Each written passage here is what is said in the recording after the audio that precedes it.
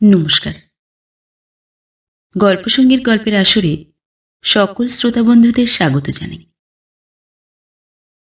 আজ আপনাদের শোনাব সৈয়দ মুস্তাফা সিরাজের লেখা গল্প দাম্পত্য।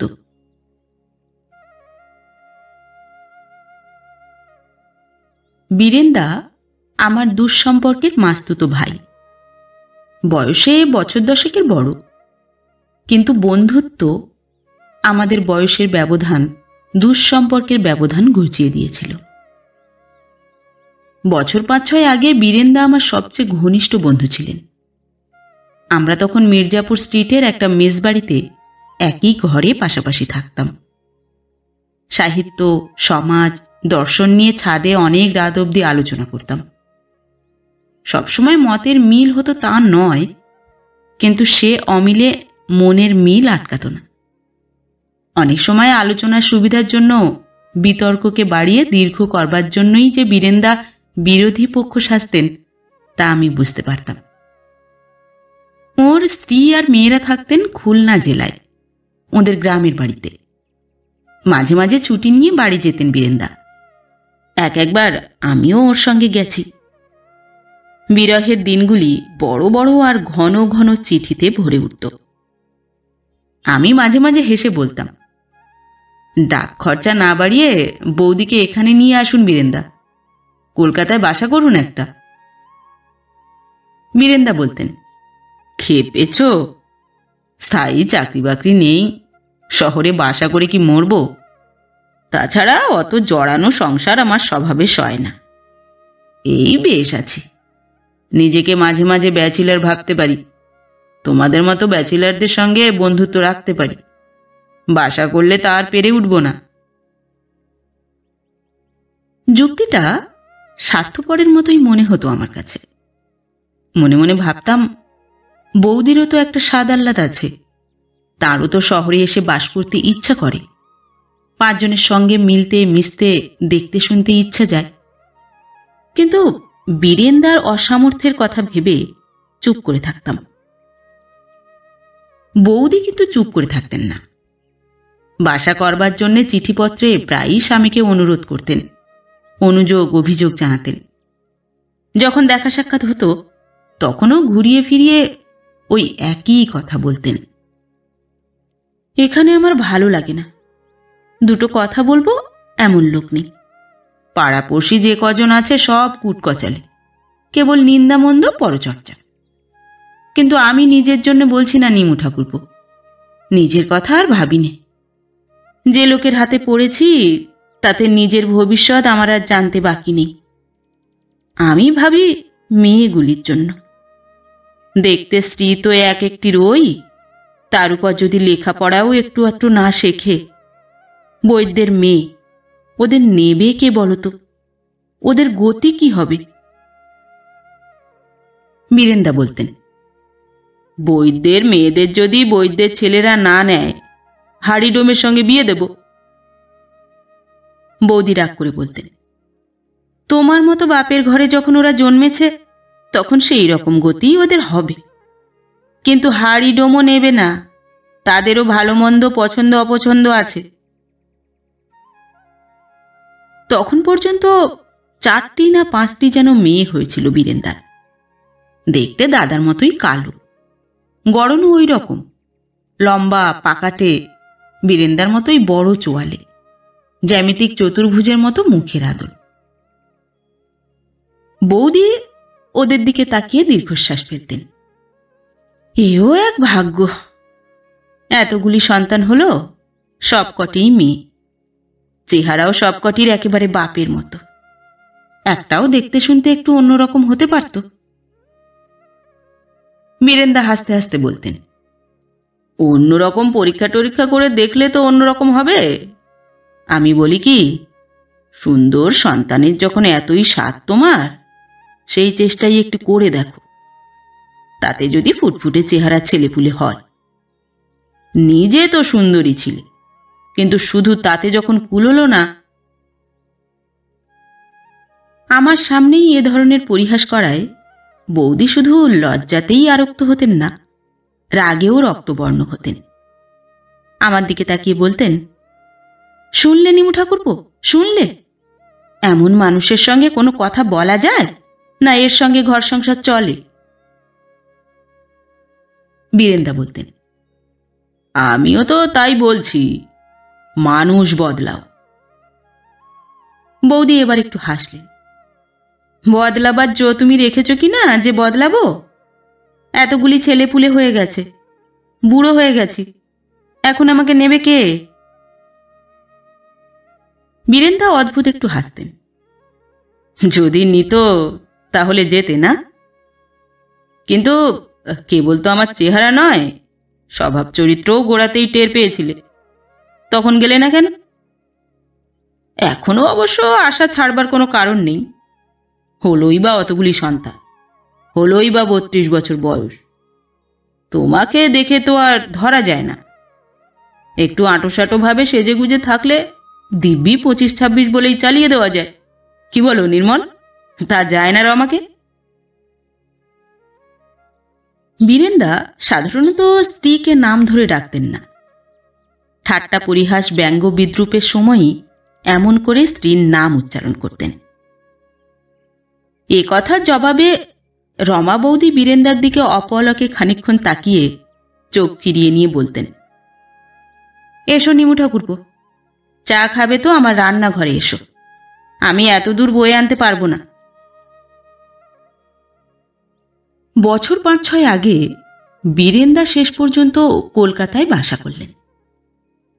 মলঙ্গা লেনের পুরনো একটা দোতলা ভাড়াটে বাড়ির একতলায় ছোট ছোট দুখানা ঘর। জীর্ণ দেওয়াল থেকে অনবরত চুনবালি ঝরে পড়ছে, স্যাঁতসেঁতে মেঝে। ঘরে একটি করে দোর আর 2টি করে জানালা আছে, কিন্তু তা দিয়ে আলো বাতাস যা ঢোকে তার চেয়ে সকাল সন্ধ্যায় পাড়াপড়শির উনানের ধোঁয়া আসে বেশি।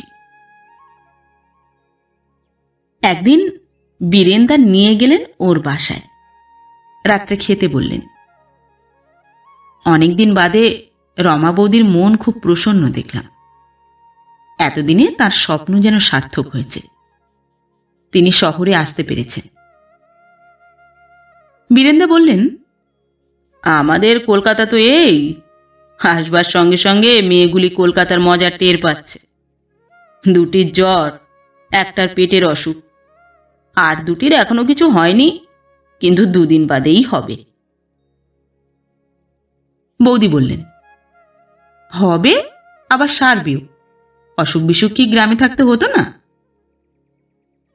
বীরেন্দা বললেন, হতো, কিন্তু বিনা ডাক্তার কবরেজ ওষুধ ইঞ্জেকশনেই সারত। মার তুলসী পাতা আর শেফালি পাতার রসে তার নাতনিদের সব ব্যাধি আরোগ্য হতো।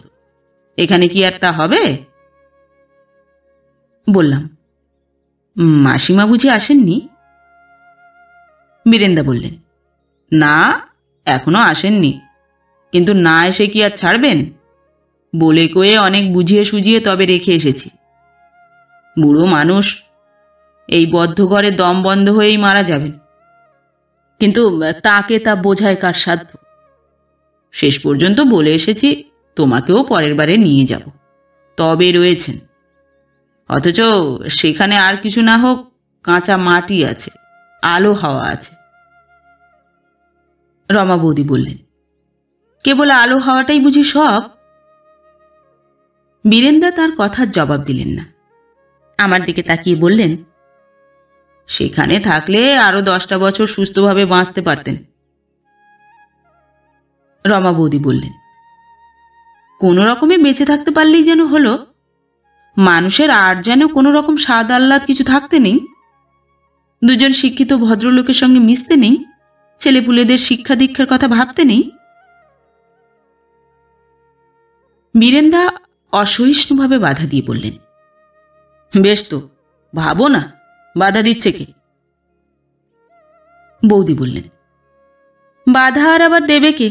তুমিই দিচ্ছ, তুমি আমার সব আশা আকাঙ্ক্ষার শনি।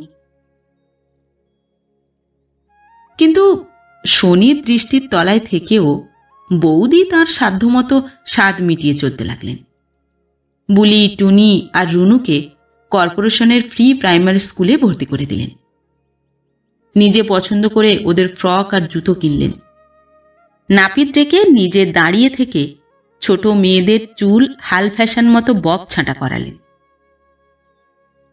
একদিন দেখলাম নিজেও স্যান্ডেল পায়ে ড্রেস করে শাড়ি পরে কোথায় বেরোচ্ছেন। বললাম, কোথায় যাচ্ছেন? বাপের বাড়ি নাকি? বৌদির বাপের বাড়ি বেলেঘাটা। এর আগে মাঝে মাঝে বেড়াতে আসতেন, কিন্তু সন্তানের সংখ্যা যত বাড়তে লাগলো তার বাপের বাড়ি আসাও তত কমতে লাগলো। ছোট বোনেরা বড় হয়েছে, বিয়ে থার পর তাদেরও ছেলেপুলে হয়েছে। এখন তাদেরও আনতে হয় বাবাকে। বাবা ভদ্রতা করে কয়েকদিন রাখতে চাইলেও বৌদি নিজের বিবেচনা থেকেই থাকতে পারতেন না। আমার কথার জবাবে বৌদি বললেন, কেন, বাপের বাড়ি ছাড়া যাওয়ার আর বুঝি কোনো জায়গা নেই? তোমার মতো কোনো বন্ধু টন্ধুর বাড়িও তো যেতে পারি। বৌদি মুখ টিপে একটু হাসলেন। বললাম, বেশখানা সেই রকমই করেছেন। সঙ্গে যদি মেয়েরা না থাকতো তাহলে তাই বিশ্বাস করতাম। বৌদি বললেন, থাকলোই বা ওরা সঙ্গে, তাতে কি হয়েছে? যারা পারে তারা এসব সঙ্গে নিয়েও পারে, এসব বাধায় তাদের কিছু এসে যায় না। সবাই তো আর তুমি আর আমি আর তোমার দাদার মতো নয়। বললাম, আবার আমাকে টানছেন কেন? আমি কি দোষ করলাম? বৌদি বললেন, দোষ করেছ বই কি, তোমরাই তো পরামর্শ দিয়ে দিয়ে দাদাটিকে অমন অকর্মা আর কাপুরুষ বানিয়ে তুলেছ।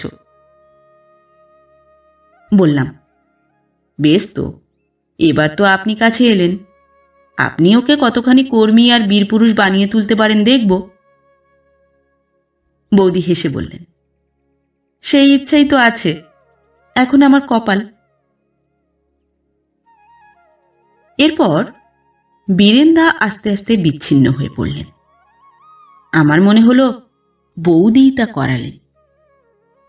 চাকরির পরেও টিউশন করে, লাইফ ইন্স্যুরেন্সের দালালি করে যাতে সংসারের আয় বৃদ্ধি হয় তার জন্য বারবার তিনি বীরেন্দাকে প্রেরণা দিতে লাগলেন।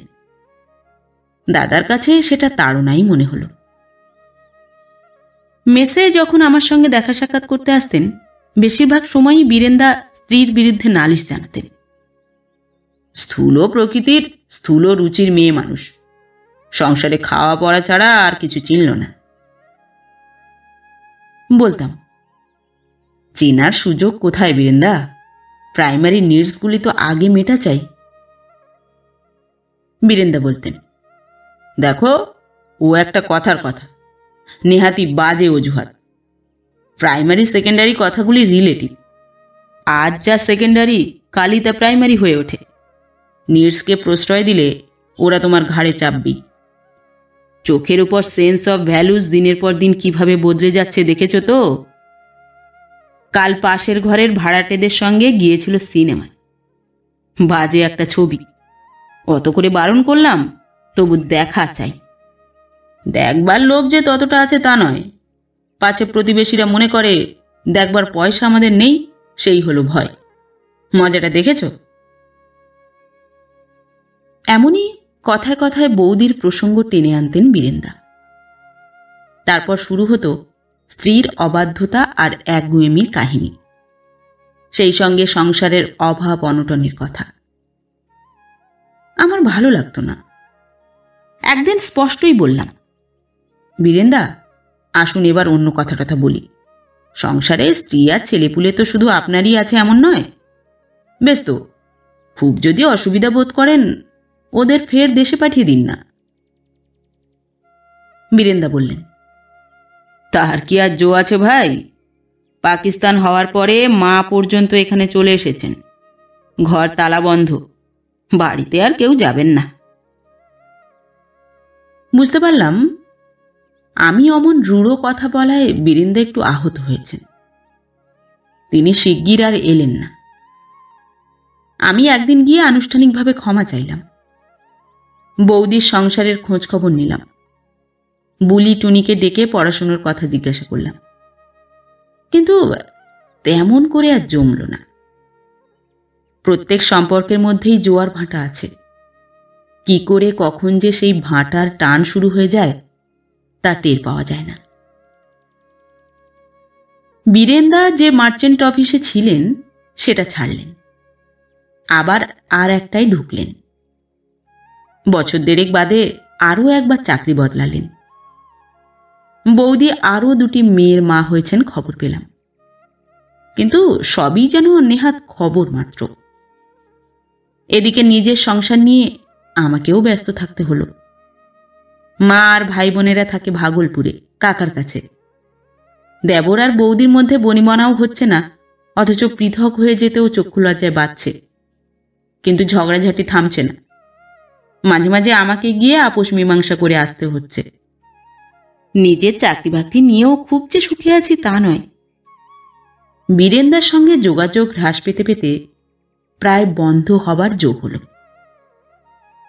এর মধ্যে বীরেনদা নিজেই এলেন একদিন আমাদের ব্যাংকে। টাকা রাখতে নয়, চাকরির খোঁজে। বললাম, সে কি, আপনার আগের চাকরির কি হলো? বীরেনদা বললেন, সে গেছে। তোমাদের এখানে আছে নাকি কিছু খালিটালি? বললাম, খেপেছেন? এই তো মাসখানেক আগে ছাঁটাই হয়ে গেল। বীরেনদা বললেন, তাই নাকি? আচ্ছা, বলা রইল, যদি কোনো সুবিধার সুযোগ পাও। বললাম, নিশ্চয়ই। সে কি আপনাকে বলতে হবে বীরেনদা? বীরেনদা একটু হাসলেন। বোধহয় আমার প্রতিশ্রুতির কৃত্রিমতা তিনি টের পেয়েছিলেন। আমার মুখে যতখানি উৎসাহ ছিল, মনে ততখানি ছিল না, সেটা বোধ করি তার বুঝতে বাকি ছিল না। কিন্তু বেশি উৎসাহ, বেশি আশা ভরসা আমি বা তাকে কোত্থেকে দেব? নিজেরই কি তেমন সহায় সম্পদ আছে? নেই। তাছাড়া বীরেনদারও দোষ যথেষ্ট। চাকরি করা ওর ধাতে নেই, মন দিয়ে কাজকর্ম করলেন না। এত বয়স হলো, মন দিয়ে কোনো কাজ শিখলেনও না, চিরকাল কেবল এড়িয়ে এড়িয়ে পালিয়ে পালিয়ে বেড়ালেন। এমন কর্মভীরু লোক আমি আর দুটি দেখিনি। একটি মাত্র কাজে বীরেনদার উৎসাহ আছে, বাক্যে, তত্ত্বালোচনায়। বীরেনদা যখন বলেন, কায় মন দিয়ে বলেন, একেবারে বাংময় পুরুষ। আমি একদিন বলেছি, আপনি ফিলোজফিতে এমএটা দিয়ে দিন, একটা প্রফেসরিটারি যেমন করেই হোক জুটিয়ে নিতে পারবেন, সেই আপনার লাইন। বীরেনদা গভীর নৈরাশ্যে মাথা নেড়েছেন। তুমি বুঝি তাই ভেবেছ? আমি মাস্টারি শুরু করলে ক্লাসের চেয়ার বেঞ্চগুলি ছাড়া আর কিছু থাকবে না, সেই চেষ্টাও করে দেখেছি। বলেছি, তাহলে এক কাজ করুন, আপনি যা বলেন টলেন লিখতে থাকুন। একটু গুছিয়ে লিখলে সেগুলি চমৎকার সব গল্প প্রবন্ধ হবে। বীরেনদা হেসে ঘাড় নেড়েছেন। তা হয় না, কলমটা তো দুই ঠোঁটে চেপে লেখা যায় না, দুই আঙুলের মধ্যে রেখে লিখতে হয়। মুখের কথা মনের মতো হয়ে কিছুতেই আমার কলমে আসে না নির্মল। যা আসে তাকে নিজের বলে চিনতে কষ্ট হয়। যা নিজের নয়, নিজের পছন্দ মতো নয়, তা কি করে ছাপব? এমন বন্ধুর জন্য দুঃখ প্রকাশ করা যায়, আর কিছু করা যায় না। তাই যখন বীরেনদার আত্মহত্যার সংবাদ আমি কাগজে পড়লাম, খুব বিস্মিত হলাম না। মানসিক অবলুপ্তি তার আগেই ঘটেছিল। এবার দেহের বিলোপে সব শেষ হল। মনে পড়ল, অনেকদিন আগে তিনি বলেছিলেন, দেখো নির্মল, শুধু তোমরাই যে আমাকে অপছন্দ করো তাই নয়, আমিও করি। শুধু অপছন্দ নয়, ঘৃণা করি। নিজের অস্তিত্ব আমার কাছে অসহ্য। রমাই যে আমার চেহারাটা অপছন্দ করে তাই নয়, নিজের আকৃতিটাকে নিজেও আমি দু চোখে দেখতে পারিনি। এক একবার আমার ইচ্ছে হয় বিদেহী মন হয়ে সেই বায়ুভূত নিরাশ্রয় হয়ে বেঁচে থাকতে। বলেছিলাম, সেভাবে থাকা যায় বলে আপনি বিশ্বাস করেন? বীরেন্দা বলেছিলেন, না, বিশ্বাস ঠিক করিনি, কিন্তু কল্পনা করতে ভালো লাগে। কিন্তু যে মনের কথা বলি সেই মনই বা কি? তার কথাও তো জানি না এমন নয়। তা নিয়েই বা গর্ব করব, তাকেই বা সম্বল করব কোন মুখে? সে মনও তো এই দেহের মতোই বিরূপ, বিকৃত। আমার আবার নতুন করে জন্মাতে ইচ্ছে করে নির্মল। বললাম, তাই জন্মান। মৃত্যুর পূর্ব মুহূর্ত পর্যন্তই তো মানুষ বারবার নতুন করে জন্মাতে পারে। বীরেন্দা হেসে আমার পিঠ চাপড়ে দিয়েছিলেন। তাহা পারে কিনা জানি না নির্মল, তবে কেউ কেউ খুব জোর গলায় সারমন দিতে পারে তা জানি। বীরেন্দার মৃত্যুতে বিস্মিত হলাম না, আবার হলাম। ওর মতো লোক আত্মহত্যা যদি করে, সারা জীবন ভরে মনে মনেই করে। ট্রেনে চাপা পড়তে গেলেন তিনি কোন সাহসে? বোধহয় বেকার জীবন আর মুখরা জীবন সঙ্গিনী তাকে সেই সাহস জুগিয়েছে। শোকের প্রথম বেগ উপশমিত হবার জন্য দিন কয়েক সময় দিয়ে মলঙ্গা লেনে রমা বৌদির সঙ্গে দেখা করতে গেলাম।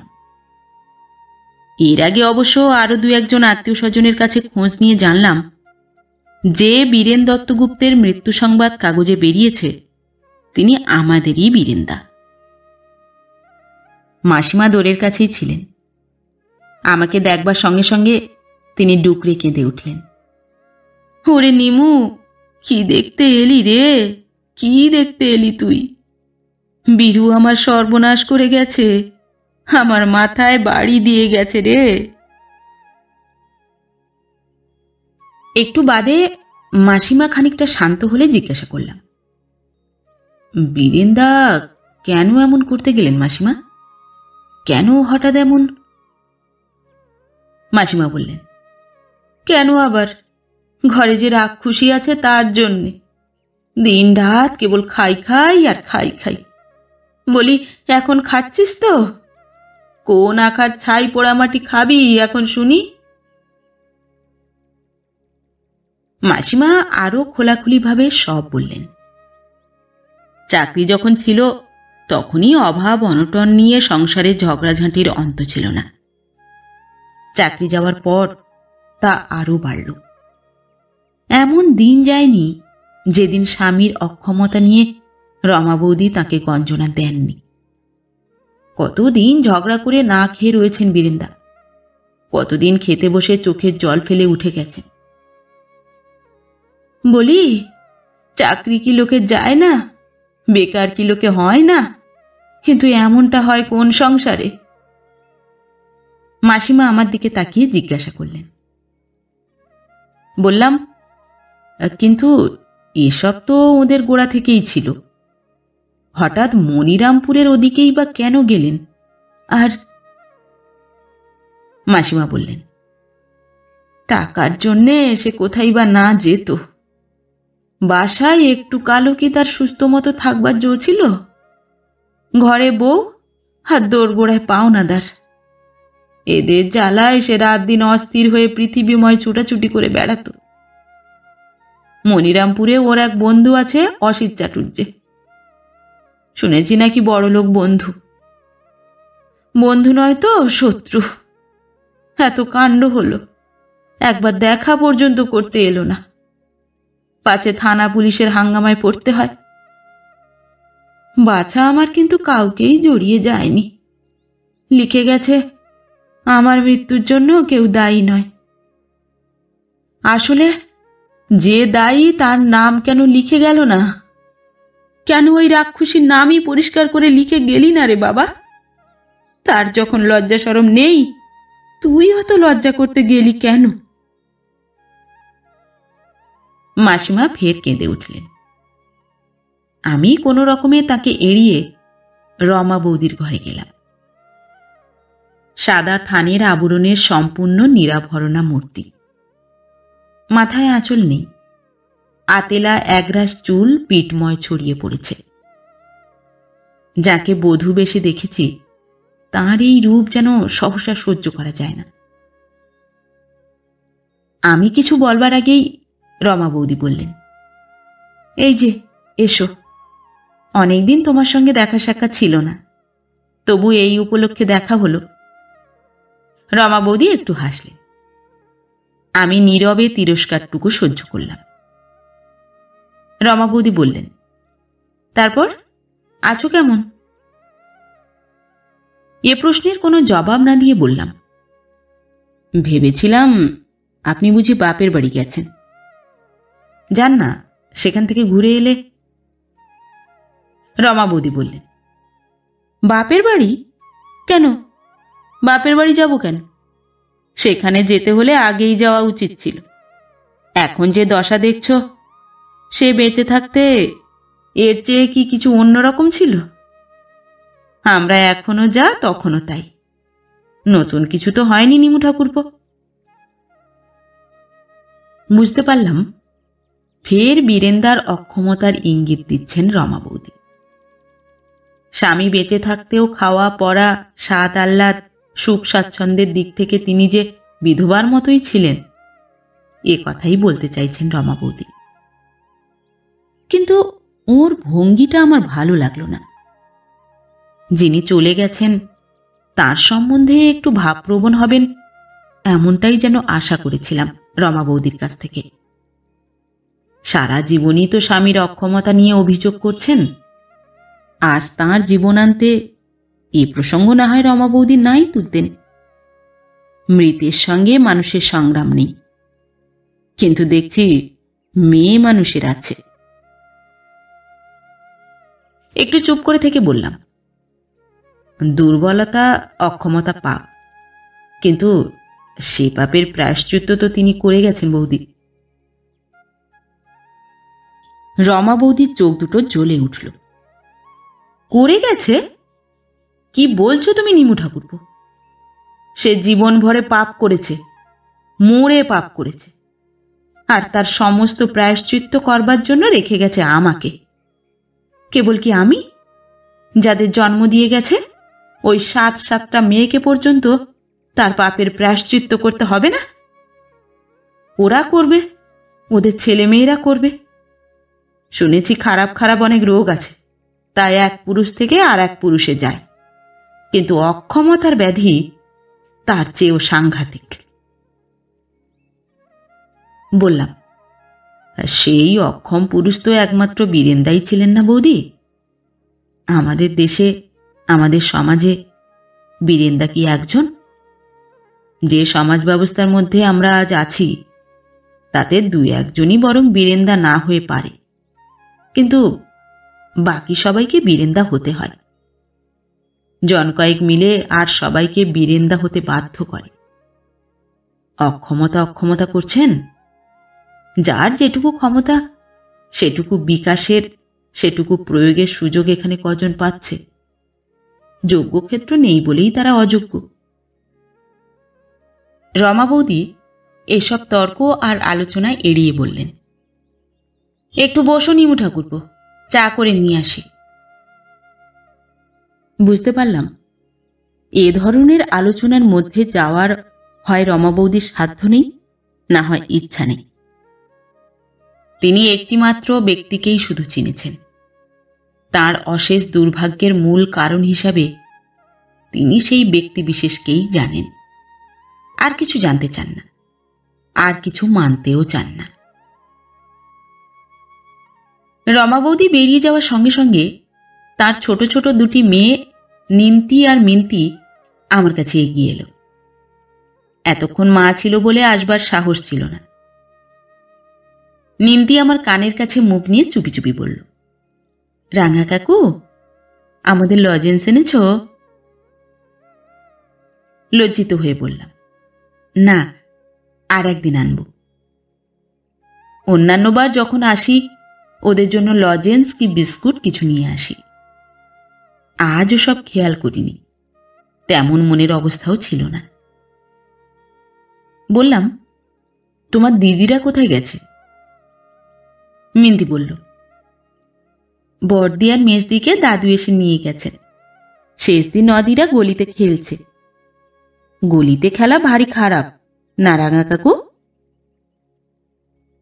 নিন্দি বলল, আচ্ছা রাঙা কাকু, ওরা তো গলিতে গেছে, বাবা গেছে কোথায়? ঠাকুমা বলে স্বর্গে গেছে। চায়ের কাপ হাতে রমা বৌদি ঘরে ঢুকলেন। মিথ্যা কথা বলেন, নরকে গেছে। বললাম, ছি বৌদি। রমা বৌদি বললেন, ছি কেন? তোমাদের হিন্দু শাস্ত্রেই তো আছে, ওভাবে মরলে নরকে ছাড়া গতি হয় না। মিন্তি মিন্তি যা, বাইরে খেলটাল গিয়ে যা, যা এখান থেকে। তাড়া খেয়ে মেয়ে দুটি ভয়ে ভয়ে চলে গেল। রমা বৌদি নিজের জন্য এক কাপ চা নিয়েছিলেন দেখলাম। কাপে একটু চুমুক দিয়ে বললেন, এবার আমার জন্যে কোনো একটা দাসী বাঁদিগিরির চেষ্টা দেখো নিমু ঠাকুরপো, খেতে তো হবে। যে কুকুর বেড়ালগুলিকে রেখে গেছে তাদের খাইয়ে বাঁচাতে তো হবে। কিছু যে করব তারও কি জো রেখেছে?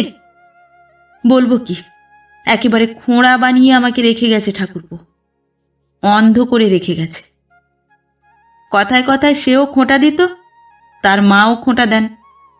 তোমার বড় বেশি আকাঙ্ক্ষা। কিন্তু আকাঙ্ক্ষার কি ওরা দেখেছিল নিমু ঠাকুরপো?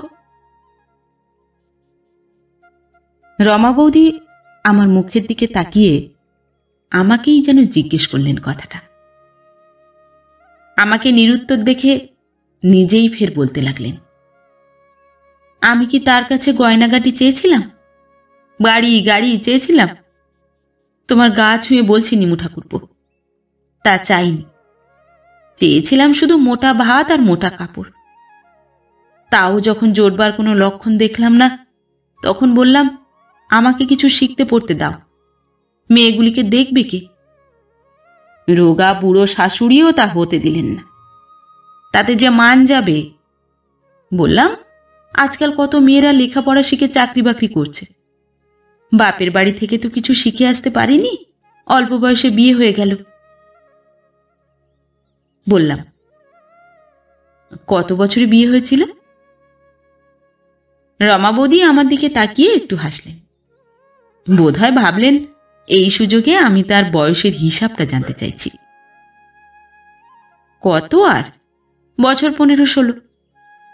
অবশ্য শিখলে কি শেখালে সেই বয়সে ম্যাট্রিক পর্যন্ত পাশ করে বেরোতে পারতাম। কিন্তু বাবার ওসব দিকে ঝোঁক ছিল না। ভাবলাম স্বামীর কাছে শিখব। এসে দেখলাম স্বামীও সেই রকম। 19 বছর যাবৎ বিয়ে হয়েছে, সে একটা অক্ষরও আমাকে শেখায়নি। বই নিয়ে নিজে দিনরাত পড়ে থাকতো, কিন্তু আমাকে পড়াতে তার মন যেত না। স্বার্থপর, একান্ত স্বার্থপর আর আত্মসর্বস্ব লোক ছিল। সে আমাকে কিছুই দিয়ে যায়নি নিমু ঠাকুরপো, দিয়ে গেছে শুধু 7-7টা কুকুর বেড়াল। আচ্ছা করে আমার হাত পা বেঁধে রেখে গেছে। আস্তে আস্তে আমি চা শেষ করলাম। সারাক্ষণ মৃত স্বামীর নিন্দামন্দই করতে লাগলেন রমা বৌদি। কোনো একটা মমতার কথা শুনলাম না তার মুখে। স্বামীকে স্মরণ করে একবারও তার চোখ অশ্রুসিক্ত হয়ে উঠল না। 19 বছরের দাম্পত্য জীবনে বীরেন্দা কি তাকে একটু আদর সোহাগ করেননি? প্রথম যৌবনের সুখস্মৃতির কথা একবারও মনে পড়েনি রমা বৌদি? সেই স্নেহ প্রেমের অভাব চিরদিনের জন্য ঘুচল, সে দুঃখ কি ওর মনে একবারও জাগে না? আমি এমন আর দেখিনি। কেমন যেন অস্বস্তি বোধ করতে লাগলাম। রমা বৌদি বললেন, তাহলে দেখো একটু চেষ্টা চরিত্র করে। বাংলা লেখাপড়া মোটামুটি জানি, ইংরাজিও জানি একটু আধটু, সেলাই টেলাইয়ের কাজও জানা আছে। দেখো যদি কোনো সুবিধা টুবিধা করে দিতে পারো। বললাম, নিশ্চয়ই, সে কথা আপনাকে বলতে হবে না বৌদি। আমি সাধ্যমতো চেষ্টা করব। বন্ধুবান্ধব সবাইকেও বলবো। ভাববেন না, একটা না একটা ব্যবস্থা হবেই। সদরের কাছে ফের মাসিমার সঙ্গে দেখা হলো। তিনি বললেন, আমি আড়াল থেকে সব শুনেছি নিমু। হারামজাদির মুখ তো নয়, আগুন। সে বেঁচে থাকতেও তাকে দগ্ধে মেরেছে, এখন মরে যাওয়ার পরেও রাক্ষসী তাকে রেহাই দিচ্ছে না। মুখ দিয়ে 24 ঘন্টা ওর এমনি কেবল আগুনই বেরোচ্ছে। যে শুনছে সেই অবাক হয়ে যাচ্ছে। হ্যাঁ রে নিমু, মরা মানুষের উপর কারো রাগ থাকে? আমি কোনো জবাব দিলাম না। মাসিমা বললেন, ওর চোখে এক ফোঁটা জল দেখলি? আজ তো তবু 7 দিন হয়ে গেল। প্রথম যেদিন খবর এলো, একটু বাদে বীরুকে নিয়ে এলো ওরা। সেদিনও রাক্ষসী কাঁদেনি। কাঁদবে কি?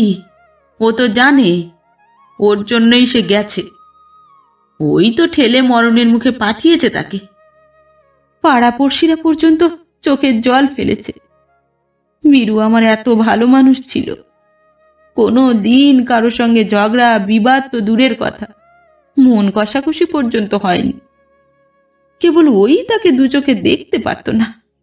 আর সবাই পারত, সবাই ভালোবাসত। বললাম, তা তো বাস্তই। মাসিমা বললেন, কিন্তু ও হারামজাদি বাঁচত না। গোড়া থেকেই ওর কুনজরে পড়েছিল। কি বিষই যে আমি ঘরে এনেছিলাম, সেই বিষে বিষেই সে আমার শেষ হয়ে গেল। না দেখতে পারলি, না ভালোবাসলি, তবু তো একসঙ্গে এতকাল ঘর সংসার করেছি। তার জন্যেও তো একটা মায়া মমতা হয়। কিন্তু কি বলবো কি নিমু, ও একেবারে নিষ্ঠুর, পাষাণ। এক ফোঁটা চোখের জল পর্যন্ত ফেলল না। শুনেছি ঘরের পরিবারের চোখের জলে আত্মা শান্তি পায়, তার তাপ জুড়োয়। কিন্তু এমন কালসাপিনীকেই ঘরে এনেছিলাম। মাসিমা ফের কেঁদে উঠলেন। রমা বৌদির জন্য সাধ্যমতো খোঁজ খবর করতে লাগলাম, কিন্তু তেমন সুবিধা হয়ে উঠল না। ভাবলাম একটা সিঙ্গার মেশিন আর কিছু সিট কাপড় ওকে কিনে দেব, কিন্তু নিজের তহবিলে যা আছে তাতে ওটুকুও কুলোয় না। আর কার কাছে হাত পাতা যায় ভাবছি, হঠাৎ আমার মেসের ঠিকানায় নীল রঙের এনভেলপের একখানা চিঠি এলো। রুমমেট শৈলেশ চিঠিখানা হাতে করে এনে হাসতে হাসতে বলল, ব্যাপার কি? আমাদের ঋষ্যশৃঙ্গ নির্মল সেনের নামে মেয়েলি চিঠি? ডুবে ডুবে জল খাওয়া হচ্ছে নাকি? বললাম, ডুবলে জল তো কিছু পেটে যাই। উপরের হাতের লেখা দেখে ঠিক আন্দাজ করতে পারলাম না। যে দু একটি মেয়েলি লেখার সঙ্গে আমার পরিচয় আছে, এ লেখা সেসব হাতের নয়। গোটা গোটা সুন্দর বাংলা অক্ষরে আমার নামাঙ্কিত খামের কিনারাটা ছিঁড়ে ফেলে চিঠি খুলে তাড়াতাড়ি স্বাক্ষরকারিণীর নাম দেখে নিলাম, রমা দত্তগুপ্তা। এবার নীল রঙের খামের হেতু বুঝলাম। অনেকদিনের পুরনো খাম। বীরেন্দা এ ধরনের নীলাভ রঙের খাম ভালোবাসতেন। বুড়ো বয়স পর্যন্ত রঙিন খামে চিঠি লিখতেন। বৌদির চিঠি কদাচিৎ কখনো আসত, তাও এই নীল রঙের খামে। খামগুলি বীরেন্দাই তাকে কিনে দিয়ে আসতেন। জীবনে তার আর তো কোথাও রং ছিল না। সমস্ত গোপন রং যেন শুধু চিঠির খামে আর চিঠির ভাষায় গিয়ে জড়ো হয়েছিল।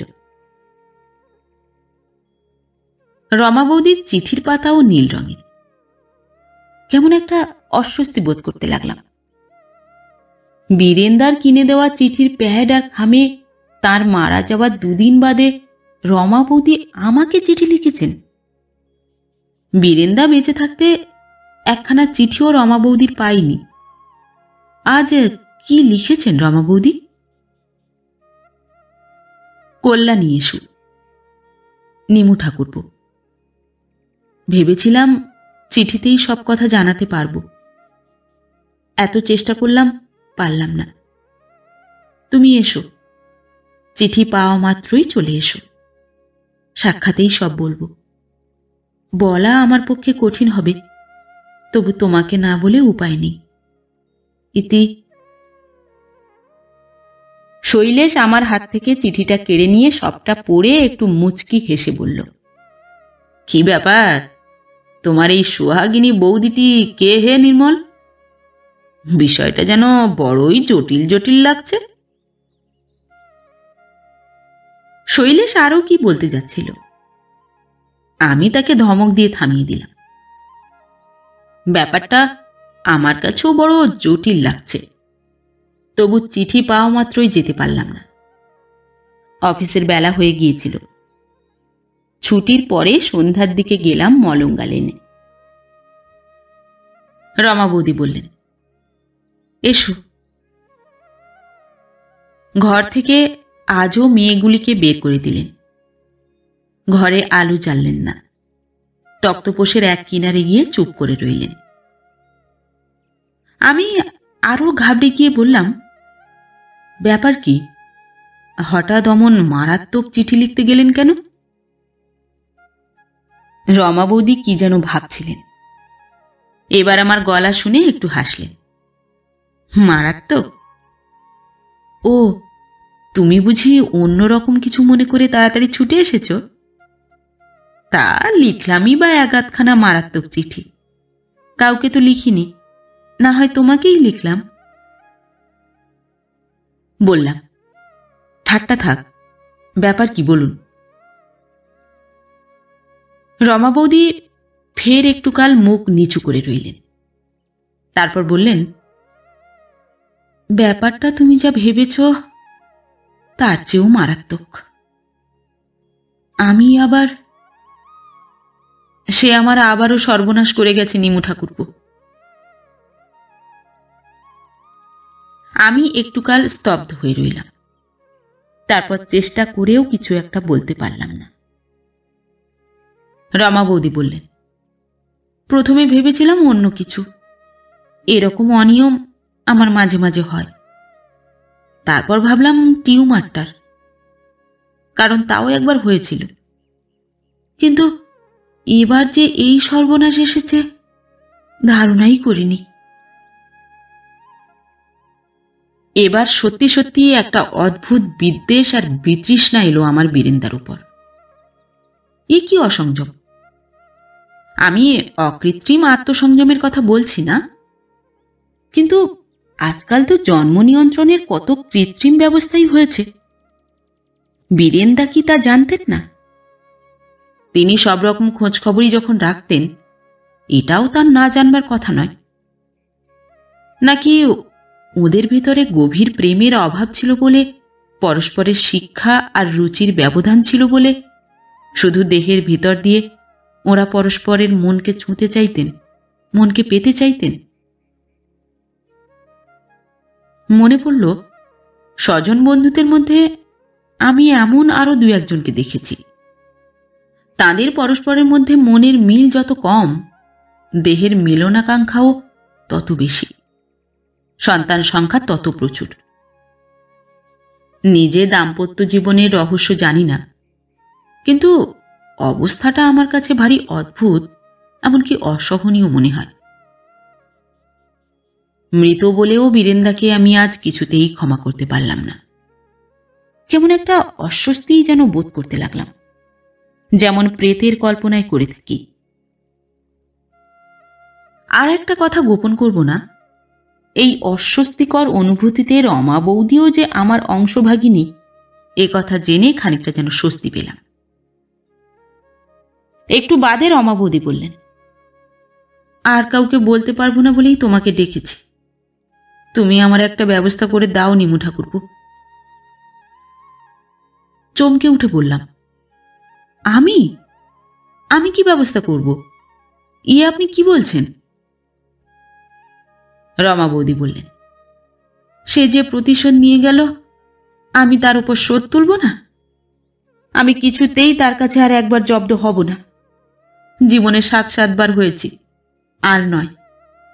এই উপকারটুকু তুমি আমার করো ঠাকুরপো, সেই জন্যই তোমাকে আজ ডেকে এনেছি। বললাম, ছি, কি বলছেন আপনি? রমা বৌদি বললেন, ঠিকই বলছি, 7টাই তো ভাতে মরবে, আবার আর একটাকে কেন? ওটা তার আগেই যাক, পরিণামটা একবার ভেবে দেখো তো। তার হাত এড়িয়ে আমি সেদিনের মতো বিদায় নিলাম। কিন্তু রমা বৌদি বারবার করে আমাকে ডেকে পাঠাতে লাগলেন। তিনি বললেন, তুমি বুঝতে পারছো না, এ নিয়ে আমি যে পরের দুয়ারে খেটে খাবো তাও পারবো না। আর কটাকে বাঁচাবার জন্যই আমাকে এ ব্যবস্থা করতে হবে। তার জন্য আমি যে কোনো ঝুঁকি নিতে রাজি, আর সব যায় সেও ভালো। রমা বৌদি তার বাক্স খুলে তার সর্বশেষ 2-3খানা গয়না বের করলেন। এই নাও নিমু ঠাকুরপো, এই নিয়ে তুমি আমাকে উদ্ধার করো, আমি কিছুতেই আর সহ্য করতে পারছি না। অনেক কষ্টে রমা বৌদিকে বুঝিয়ে সুঝিয়ে সেদিন নিরস্ত করলাম। চাকরি বাকরি তেমন ঠিক সুবিধা হলো না, তবু ব্যবস্থা করতেই হলো। রমা বৌদিকে সেলাইয়ের কল কিনে দিলাম। কর্পোরেশন স্কুলে একটা টিচারির জন্য চেষ্টা করতে লাগলাম। ইনফ্যান্ট ক্লাসে রমা বৌদি ভালোই পড়াতে পারবেন। সেক্রেটারি পাড়ারই লোক, জেনেছেন শুনেছেন। বললেন, কিছুদিন বাদে ওকে তো ছুটি দিতে হবে, তার চেয়ে একেবারে ওসব ঝামেলা চুকলে বরং তিনি জয়েন করবেন, সেই ভালো।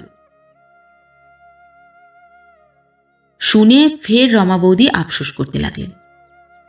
পরম শত্রু আমার হাত পা এমন করে বেঁধে রেখে গেল, যাবার আগেও সে শত্রুতা করতে ছাড়ল না। আমি এখন করব কি?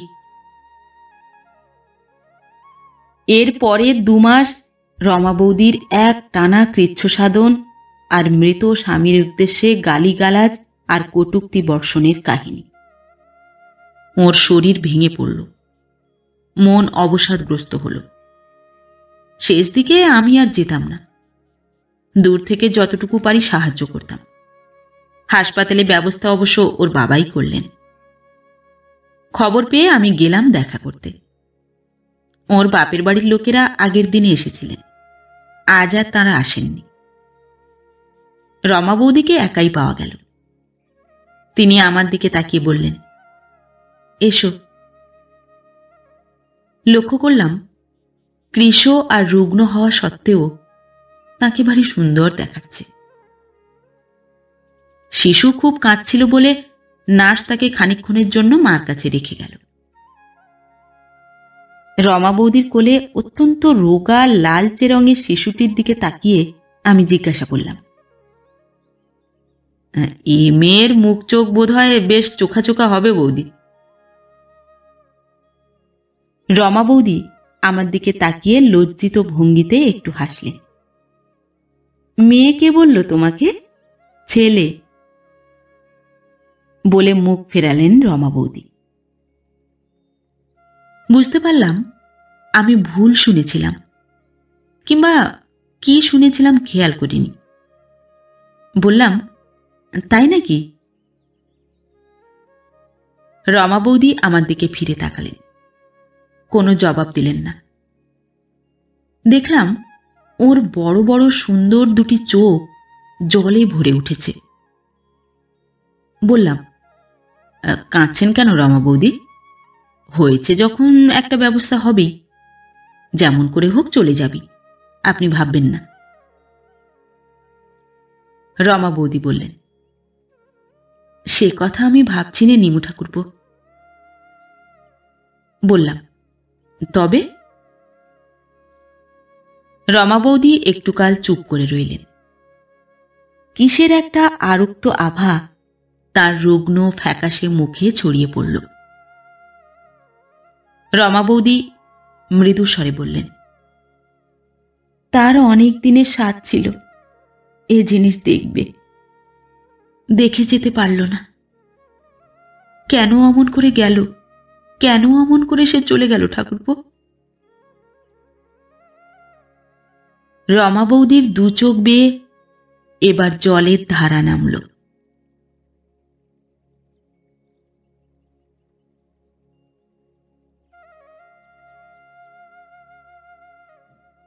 নমস্কার। পরবর্তী গল্প নিয়ে খুব শিগগির ফিরে আসছি। ততক্ষণ সবাই ভালো থাকবেন, সুস্থ থাকবেন। গল্প পাঠ কেমন লাগলো অবশ্যই কমেন্ট করে জানাবেন, এবং ভিন্ন ভিন্ন স্বাদের অডিও স্টোরি শোনার জন্য অবশ্যই চ্যানেলটি সাবস্ক্রাইব করবেন। ধন্যবাদ।